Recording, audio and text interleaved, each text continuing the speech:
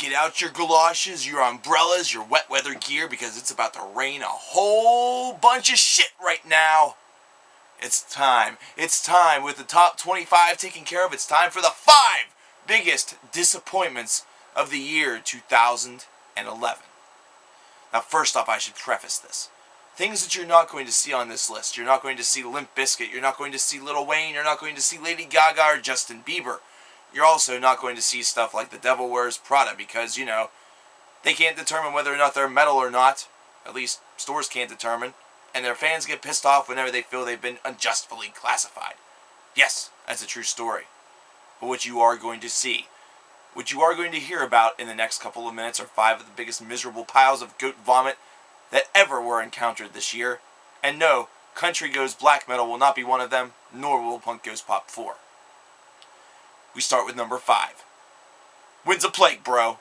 Winds of Plague, bro. Against the World, bro. New album, bro. Rock and roll, bro. No, bro. This was a piece of shit. Real pile of garbage, I'm telling you what. Deathcore just has to go away. I mean, I'm tired of hearing about gent and everything like that, but deathcore as a style has shown me very little in the way of redeeming factors. And those that have actually shown themselves to be very worthy bands usually do so by having an infusion of some other style of metal in there within. Whenever it's purely deathcore, it's pure shit, and this album really proves it. This is going to hurt me to say, but number 4 is the new Bush album. The new Bush album, for that video, I impersonated Bob Rock, which has probably been a long time coming, because this album sucked really, really bad.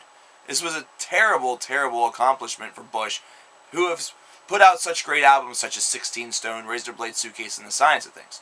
Sure, Golden State wasn't all that great, and Gavin Rossdale's solo stuff hasn't exactly moved mountains, but this was just an attempt to rekindle the fire, only it was far too polished, far too dull, and far too boring.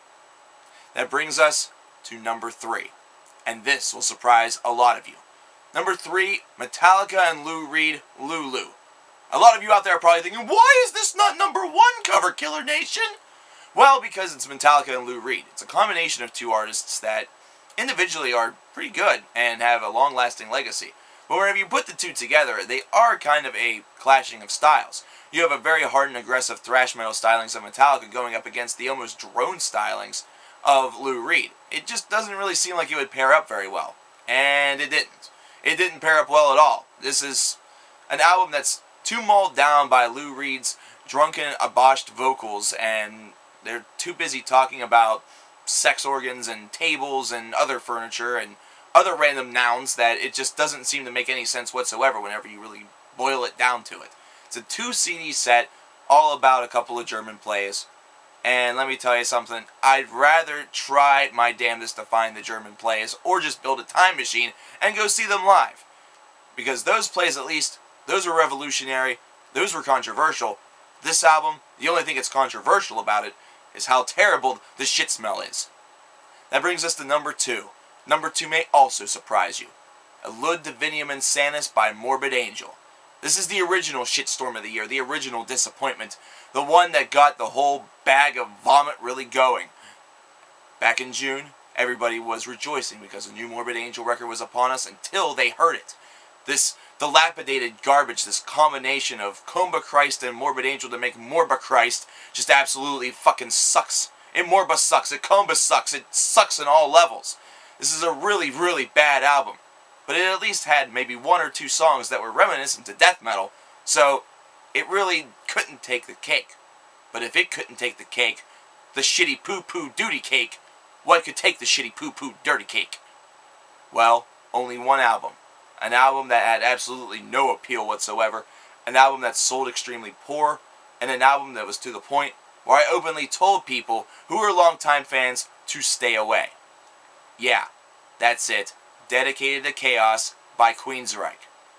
With Lulu, I at least knew it was going to be experimental, so whenever things went kind of bad, even though I berated the fuck out of it, I still had a little bit of understanding. With Morbid Angel, it'd been a long time, and he is influenced by a lady. It happens. But Queensryche has no excuse. Yeah, they've been shit ever since the album after Empire. Nobody cares what it's called. Promised Land. I guess I care. But at least there have been a couple of redeeming songs on each individual album. A couple redeeming factors. This one was just balls to the wall awful. This was a mammoth, landmark, tantamount, almost record-breaking pile of trash. I couldn't believe it. I couldn't believe that the same band that made Operation Mindcrime, the same band that made Rage for Order, the same band that wowed me with Empire was the same band that was performing on this miserable pile of nonsense. There was only a part of one song that was at all redeeming whatsoever on this album. Queensryche, you've officially been nexted for the next band to fuck up. However, you have now been immortalized as the #1 biggest disappointment of 2011. I almost renounced my fandom because of this record, ladies and gentlemen. That is how big of a steaming pile of rectum fodder this album is. And with that said, all I can say is this.